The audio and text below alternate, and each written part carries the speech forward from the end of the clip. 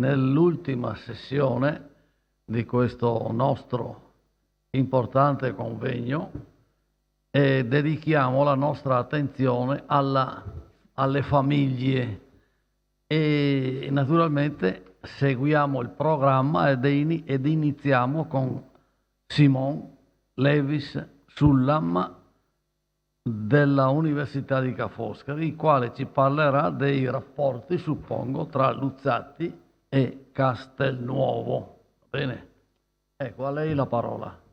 Grazie. Leggerò un breve testo sulle origini e la prima evoluzione delle credenze religiose di Luigi Luzzatti e Enrico Castelnuovo. Enrico Castelnuovo e Luigi Luzzatti, tra loro imparentati, avevano sposato 2 sorelle, si formarono a contatto con la generazione che aveva fatto o segnato il 1848-49 veneziano, con cui intrattennero rapporti di amicizia e talora di parentela, in parte ereditandone gli ideali e valori. Ma vissero in una diversa epoca quell'Italia in cui Venezia entrò nel 1866, l'Italia liberale che essi contribuirono a fondare e a cui diedero contributi caratteristici dai rispettivi ambiti dell'economia, della politica e della letteratura. Ebbero entrambi una formazione ebraica, nascendo in famiglie ebraiche ancora osservanti, ma fin dalla giovinezza si distaccarono dalla pratica della fede dei padri pur senza mai rinnegarla. Altri elementi che unirono i 2 personaggi furono le intense e comuni frequentazioni giovanili a Venezia e la partecipazione alla fondazione, o nel caso di Castelnuovo ai primi anni, della Scuola Superiore di Commercio di Ca' Foscari, di cui più tardi, al principio del Novecento, Castelnuovo sarà anche direttore. In questo intervento analizzerò il modo in cui nelle loro memorie Castelnuovo e Luzzatti rappresentarono il proprio rapporto con la fede ebraica e il loro graduale ma deciso distaccarsi da essa, per alcuni aspetti non rinnegandola completamente ma trasformandola. Luigi Luzzatti era nato a Venezia da Marco e da Enrichetta Tedeschi nel 1841 in una famiglia ebraica di piccoli imprenditori. Studiò dapprima al liceo Santa Caterina, dove tra i docenti ebbero influenza su di lui l'abate Zanella e il filosofo Giorgio Politeo, poi all'Università di Padova, dove fu allievo di Angelo Messedaglia, laureandosi con una tesi sulle banche popolari e del credito sociale a basso costo, di cui fu in seguito sempre propugnatore e promotore. Già nel 1866 fu nominato professore di diritto costituzionale all'Università di Padova. In quello stesso periodo partecipò con l'economista Francesco Ferrara all'ideazione e alla fondazione della Scuola Superiore di Commercio di Ca' Foscari, nata nel 1868. Nel 1869 Luzzatti divenne segretario generale del Ministero dell'Agricoltura, Industria e Commercio, incarico che tenne nei primi anni 70. Nel corso degli anni 70 partecipò alla definizione del sistema creditizio italiano e alle politiche monetarie internazionali dell'Italia, anche nel passaggio tra la destra e la sinistra storica, che entrambe gli confermarono incarichi in commissioni e delegazioni. Nel corso degli anni 90 fu ministro del Tesoro di vari governi di Rudinì. Fin dal 71 era stato eletto deputato. Uomo della destra, criticò tuttavia il sonnino del torniamo allo statuto, per quanto attineva al rafforzamento dell'esecutivo, propugnando quella che chiamava la volontà retta e sana delle Camere. Nei primi anni del Novecento si impegnò particolarmente per una politica sociale del credito e delle case popolari, formulando in materia la prima legge organica in Europa, favorendo la soluzione dei problemi della crescita demografica nelle città con rafforzamento del movimento cooperativo nel settore edilizio. Ugualmente si impegnò per la mutualità del credito, specie nel settore agrario e nelle zone più arretrate del Mezzogiorno e della Sardegna, con iniziative e soluzioni che ebbero risonanza internazionale. Fu di nuovo Ministro del Tesoro e delle Finanze nel 1903-5 con Giolitti e sia nel 6 che nel 9-10 con Sonnino. Luzzatti insegnava nel frattempo diritto costituzionale a Roma, impegnandosi particolarmente sui temi della libertà religiosa, pubblicando nel 1900 9 il volume La libertà di coscienza e di scienza, studi storici e costituzionali. Nel 1910 assunse l'incarico di Presidente del Consiglio, che tenne alcuni mesi fino alla primavera dell'11. Il suo governo presentò, tra l'altro, un disegno di legge per l'estensione del suffragio, poi più compiutamente realizzato da Giolitti nel 1913 col suffragio universale maschile. Inizialmente Luzzatti fu cauto sulla guerra di Libia, preoccupato per i suoi finanziamenti e per le ripercussioni nelle relazioni internazionali, poi la sostenne. Sosterrà invece l'ingresso nel conflitto mondiale, partecipando in prima persona con incarichi organizzativi sia in consessi internazionali e diplomatici che in ambito nazionale, in particolare costituendo e reggendo dopo Caporetto il Comitato parlamentare Veneto per l'assistenza ai profughi di guerra. Nel 1919 venne rieletto al Parlamento nelle liste liberali. Nel 20 assunse il suo ultimo incarico di governo come ministro del Tesoro di Nitti e nel 21 venne nominato senatore del Regno. Non si oppose al fascismo, Luzzatti, nemmeno dopo l'assassinio di Matteotti, criticando l'Aventino e sostenendo le politiche economiche del fascismo. Morì il 29 marzo 1927. Enrico Castelnuovo nacque a Firenze nel 1839 da famiglia ebraica di commercianti. Il padre lasciò presto la casa familiare, emigrando in Egitto ed interrompendo i legami con la famiglia. La madre si trasferì con Enrico a Venezia presso la famiglia della Vida, cui i Castelnuovo erano imparentati e presso la cui ditta di commerci Castelnuovo, dopo poco brillanti studi tecnici, fu avviato alla professione. Ma la vera passione di Castelnuovo era per la letteratura, che egli coltivò in proprio, leggendo quella europea, specie inglese e francese, e scrivendo. Nel 1869, dopo la liquidazione della ditta della Vida, divenne direttore della Stampa, giornale dell'area della destra moderata. Nel 1872 venne chiamato Castelnuovo all'insegnamento di istituzioni commerciali presso la Scuola Superiore di Commercio di Ca' Foscari, mantenendo l'incarico fino al 14 e fungendo anche da direttore della scuola dal 1905, in quella che sarà la futura Ca' Foscari. In tutto questo periodo Castelnuovo pubblicò racconti e una dozzina di romanzi di qualche successo, tra cui I Moncalvo, il romanzo in cui rappresentò le vicende esistenziali e sociali di una famiglia ebraica nella Roma di fine secolo, tra tensioni verso l'assimilazione, confronto con il nascente sionismo ed esperienze di conversione. Nel 1915 Castelnuovo si spense. Le inedite divagazioni senili di Enrico Castelnuovo ci introducono al mondo delle frequentazioni e amicizie attorno alla famiglia della Vida, presso cui lo scrittore crebbe assieme alla sola madre, essendo rimasto orfano del padre. Molte delle figure che frequentavano casa Levi della Vida erano ebree. Tra queste, nelle sue memorie inedite, Castelnuovo ricorda il medico Michelangelo Asson, chirurgo che era stato particolarmente attivo nella rivoluzione del 48-49. Il dottor Cesare Sabbadini, che fungeva talora anche da medico di famiglia, e lo storico di Venezia Samuele Romanin, di cui Castelnuovo ci ha lasciato un ritratto particolarmente efficace. Scrive Castelnuovo di Samuele Romanin. Era basso di statura, magro, esile, un po' vano e pavoneggiantesi volentieri. La sua opera in 10 volumi, uscita tra il 1853 e il 1861, è tuttora meritatamente apprezzata e consultata. Se non che a me quella storia rammenta ore di noia suprema. Quando il Romanin capitava la sera da mia zia della Vida, ero sicuro che gli aveva in tasca un quaderno manoscritto e se non c'erano altri visitatori a salvarci, egli ci infliggeva la lettura di qualche capitolo inedito da lui illustrato con commenti laudativi. Anche tra gli amici della giovinezza di Castelnuovo diversi sono gli ebrei. Emilio Morpurgo di Padova, versatilissimo nelle scienze economiche, scrive Castelnuovo, Moisè Raffaele Levi, nipote di un medico illustre, medico anch'esso, scrive Castelnuovo, capace nella teoria e nella pratica, fondatore a Venezia degli ospedali marini, Alberto Herrera, scrive Castelnuovo, studioso geniale, apostolo convinto della previdenza, patriota animoso che soffrì il carcere austriaco.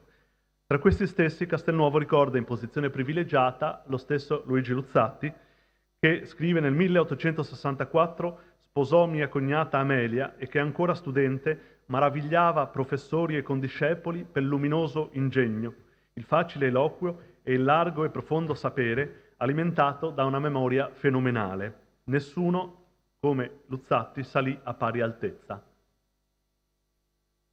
Per tramite di Luzzatti, Castelnuovo fu in contatto con una generazione più anziana di maestri e di modelli che, direttamente o indirettamente, lo introdussero alla cultura filosofica, religiosa, letteraria, ma anche imprenditoriale del suo tempo. Egli cita in proposito Giorgio Politeo, Jacopo Zanella, Angelo Messedaglia, i quali furono i 3 maestri di Luigi Luzzatti, e Fedele Lampertico, che proprio in casa Luzzatti Castelnuovo ebbe modo di conoscere. E di questo primo incontro con Lampertico e la famiglia Luzzatti egli ci fornisce un quadro ironico con i genitori di Luigi che, cito, colmavano di complimenti il Lampertico e lo rimpinzavano di cibo, grossi bocconi di salame e di fegato d'oca, di tacchino ripieno e di altre vivande preparate secondo le regole della cucina giudaica, perché i Luzzatti non erano meno buoni ebrei di quel che il Lampertico fosse buon cattolico, solo che il cattolicismo del Lampertico, scrive Castelnuovo, passò a quanto mi consta nella seconda generazione, mentre l'ebraismo dei vecchi Luzzatti non si trasmise ai figlioli. Un'altra figura citata da Castelnuovo tra le frequentazioni di famiglia è il maestro Moisè Soave, che, come alcuni sapranno, è stato poi maestro di Luigi Luzzatti. Riferimento a questa figura, che conosciamo tra l'altro dagli studi sulla formazione di Luigi Luzzatti, ci conferma che anche Castelnuovo ebbe una prima educazione religiosa ebraica. Come ci ricorda Castelnuovo stesso, Moisè Soave aveva reputazione di essere dotto in ebraico ed Ernesto Renan, quando fu a Venezia, deve averlo visto e consultato. Presso le famiglie della borghesia ebraica, Soave, cito, impartiva 2 insegnamenti che solevano andare insieme, quello della lingua e quello della religione ebraica. Quantunque, precisa Castelnuovo, in fatto di religione, Soave non fosse in odore di santità presso gli ortodossi. Infatti sappiamo che Soave aveva abbracciato una sorta di riforma dell'ebraismo. Della propria formazione religiosa Castelnuovo ricorda: nella mia infanzia e fino ai 15 o 16 anni andavo anch'io alla sinagoga il sabato e nelle grandi solennità, e a 13 anni passai io pure attraverso quella funzione che è per gli ebrei la stessa cosa che per i cristiani la cresima, cioè la confermazione religiosa, il bar mitzvah. Ed ebbi un periodo, scrive Castelnuovo, brevissimo, di misticismo, un periodo che durò 2 o 3 mesi e che deve essere stato anteriore ai miei 13 anni. Così Castelnuovo delineava il quadro della religiosità ebraica a Venezia e in famiglia. Se oggi, nel 1912, scrive Castelnuovo, gli osservanti sono appena un 10% degli iscritti nella comunità, 60 anni addietro, quindi attorno alla metà dell'Ottocento, la proporzione era inversa. Dei Della Vida, scrive Castelnuovo, era credente a suo modo il capo della casa, così ricorda il signor Samuele. Mia zia Regina aveva un fondo di religiosità e leggeva di tratto in tratto qualche libro di preghiere tradotte in italiano o in francese. Mio cugino Cesare, scrive ancora Castelnuovo, era ancora più tiepido della madre, tuttavia ci volle del tempo prima che egli ripudiasse ogni pratica. Gli adulti, ricorda Enrico Castelnuovo, facevano una volta l'anno il digiuno del Kippur e aggiunge: e certo poi, anche per qualche anno dopo il 1848, si solennizzava la Pasqua, mangiando il pane azimo in memoria degli ebrei fuggiti dall'Egitto.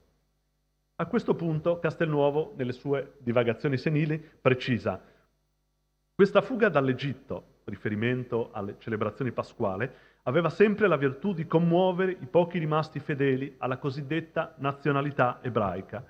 Io, invece, non me ne commuovevo affatto. Fin da piccolo mi sentivo unicamente italiano e col giogo tedesco sul collo mi pareva che s'avesse ben altro da fare che entusiasmarsi per il salvo arrivo degli ebrei in Palestina. Secondo Castelnuovo, l'idea di una nazionalità ebraica era tramontata. Finché l'elemento politico era preso sul serio, serviva di puntello alla fede, scrive lo scrittore. Rendendo onore al suo Dio, il popolo di Israele onorava se stesso. Ma dal momento che esso accetta, ed è ragionevole e necessario che accetti, il suo asserbimento nei diversi popoli presso i quali trapiantò le sue tende, perdono, scrive Castelnuovo, ogni significato le cerimonie commemoranti glorie e lutti che non trovano eco nel cuore. Castelnuovo aggiungeva quindi: è vero, c'è il sionismo, Se esso potesse trionfare, avverrebbe la selezione tra gli ebrei ortodossi e gli altri. Gli ortodossi, scrive Castelnuovo, andrebbero in Palestina e buon viaggio. Gli altri si fonderebbero meglio nelle popolazioni presso cui vivono, conservando, si intende, la libertà di seguire o no, o di seguire in tutto o in parte le pratiche della loro religione. È probabile che la maggioranza non ne seguirebbe nessuna, ed è pure probabile che molti finirebbero con l'abbracciare la fede prevalente nel loro paese. E io, contro queste conversioni, se sono ispirate da un sentimento sincero, non ho niente da opporre. Enrico Castelnuovo ricorda infine che nei tempi della sua giovinezza, come i cattolici seguivano il catechismo, gli ebrei dovevano sostenere un esame, siamo a metà dell'Ottocento, presso un rabbino e portare poi il certificato nella scuola pubblica dove essi erano iscritti. Dunque, la religione, scrive Castelnuovo, l'ho studiata anch'io col maestro Soave già ricordato. Lo studio consisteva nella lettura e nella traduzione di alcuni capitoli del Vecchio Testamento. Tuttavia, precisa lo scrittore, non solo io non ho imparato nulla durante quelle lezioni, ma fui preso fin da allora da un'antipatia invincibile per il Dio di Israele, per i patriarchi, per i grandi sacerdoti e soprattutto per i profeti che servirono di modello ai seccatori dell'umanità. E non riuscii mai, lo confesso, a gustare la poesia della Bibbia e i tanto magnificati salmi di Davide mi lasciarono sempre freddissimo. Così conclude, a proposito della propria fede religiosa, il Castelnuovo. Quindi aggiunge, il decennio 1849-59 si portò via anche quell'ultima infarinatura d'ebraismo che restava in famiglia. Dopo il 1860 non mi ricordo che si celebrasse più una festa o si osservasse più una pratica religiosa. Il cosiddetto decennio di preparazione che preludette all'unità d'Italia sembrò quindi cancellare per Castelnuovo ogni traccia del rapporto con l'ebraismo. Egli vi sarebbe tornato solo indirettamente, sospinto dai venti dell'antisemitismo che soffiavano in Europa all'epoca dell'affare Dreyfus, con il racconto L'incubo, e per analizzare in chiave letteraria e diremo sociologica, con un realismo alla Émile Zola, i dilemmi dell'assimilazione ebraica visti attraverso una famiglia israelitica romana nel romanzo I Moncalvo, in cui certamente Castelnuovo traspose elementi della propria esperienza familiare. Veniamo ora a Luigi Luzzatti. Luzzatti ha scritto nelle sue memorie della propria educazione ebraica e ha rievocato alcuni episodi che riguardarono il proprio rapporto con la fede dei padri. Proprio del padre, Luigi Luzzatti ricorda, ad esempio, nelle prime pagine delle memorie: mio padre Marco era un ottimo negoziante e, come si soleva nelle famiglie israelitiche del tempo, viveva unicamente tra la casa e la chiesa, così chiama la sinagoga. La dimensione religiosa era quindi presente nella vita quotidiana della famiglia Luzzatti. Non è detto qui, ma altrove, come diremo subito, Luzzatti sottolinea che questa dimensione era particolarmente presente nella madre, nella propria madre.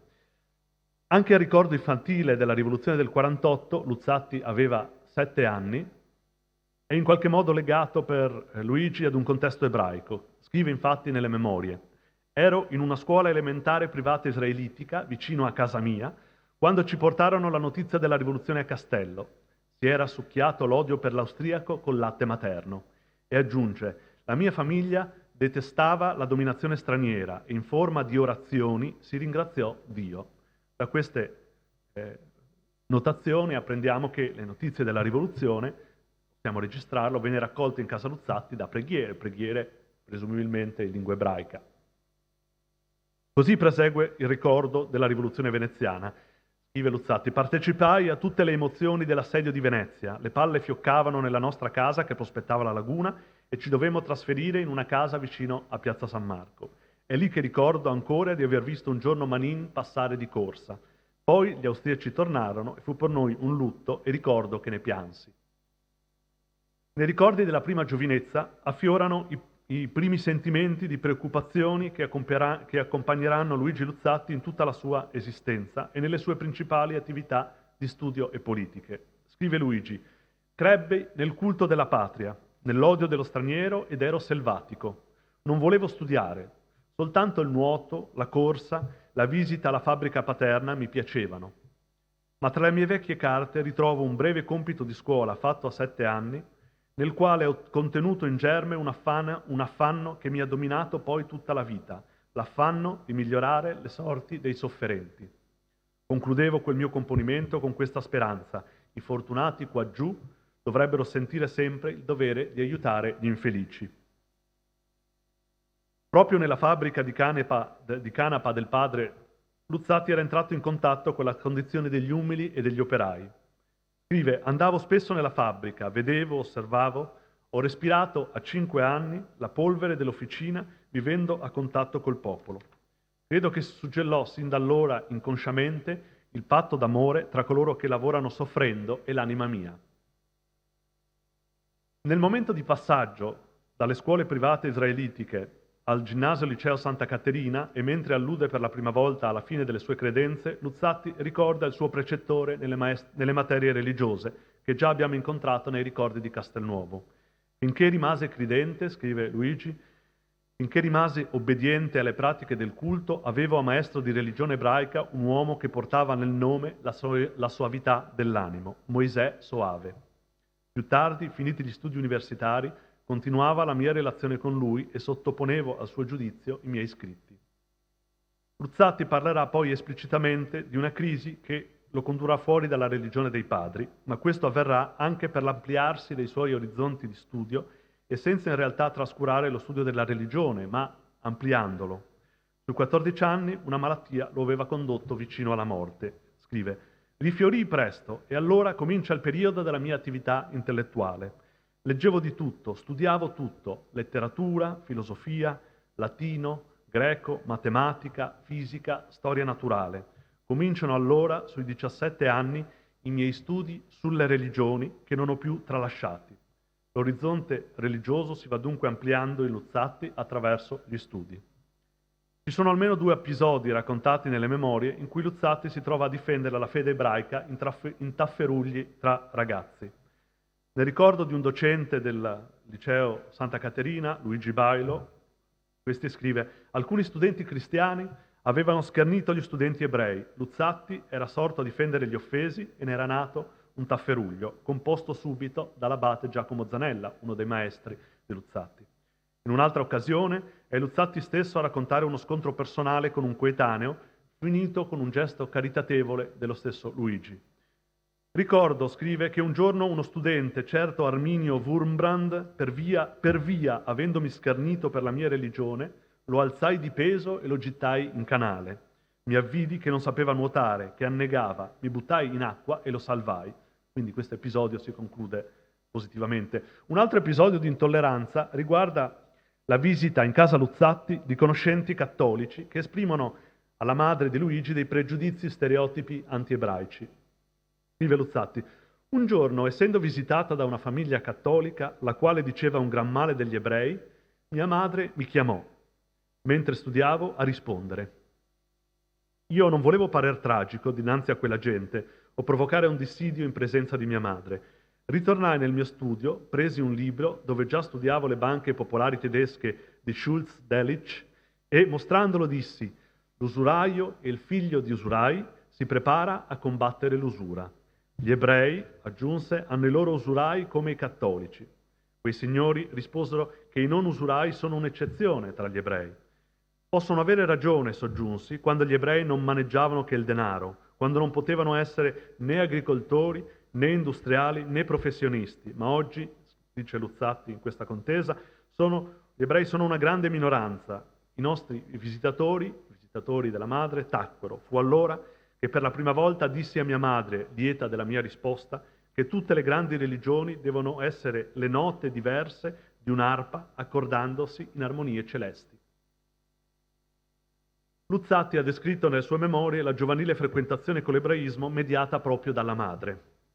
Mia madre voleva che io fossi un ebreo consapevole degli intimi pregi della sua religione e continuò a farmi istruire dal maestro Soave. Con lui, con Soave, lessi prima in italiano e a poco in ebraico il Pentateuco e poiché avevo una forte memoria recitavo senza leggerli i passi principali. Non dimenticherò mai la infinita e indefinibile dolcezza del gaudio di mia madre quando le ripeteva in ebraico la benedizione di Giacobbe ai suoi figli. Interviene poi per Luigi il graduale confronto con la fede cristiana, nato anche da certe sue esplorazioni nella laguna di Venezia.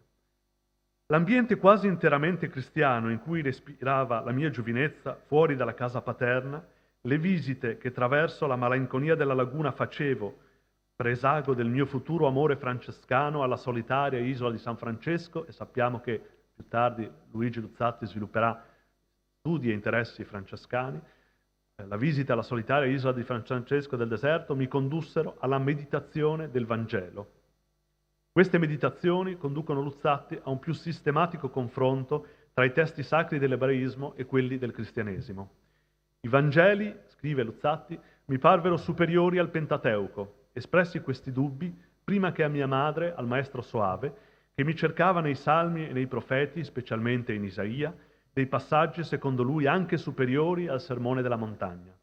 Con rispetto profondo che gli dovevo, cominciai a confutare il maestro Soave, e oso dire che quei giorni io non ero più un seguace della Chiesa a vita. Difficilmente passava una giornata senza che Geova e Gesù si riscontrassero nell'animo mio. Vediamo quindi già nascere nella prima giovinezza questo forte contrasto interiore. E così Luzzatti ha poi infine descritto l'emergere a 16 anni della sua crisi religiosa, o meglio, la sua complicata evoluzione religiosa. Fino ai 16 anni andavo in chiesa e pregavo con effusione il Dio di Israele. Poi ruppi il digiuno pasquale, ma forse si tratta di quello autunnale del Kippur, all'insaputa dei miei genitori, e ricordo come fosse oggi il turbamento della mia coscienza, così scrive Luzzatti.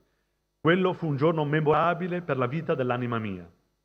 Ho cominciato a dubitare senza premeditazione scientifica, per baldanza giovanile, della verità, o meglio, della necessità delle pratiche della mia religione.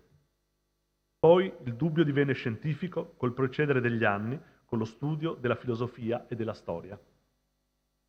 Ma il sentimento religioso, aggiunge Luzzatti, rimase il centro della mia vita interiore.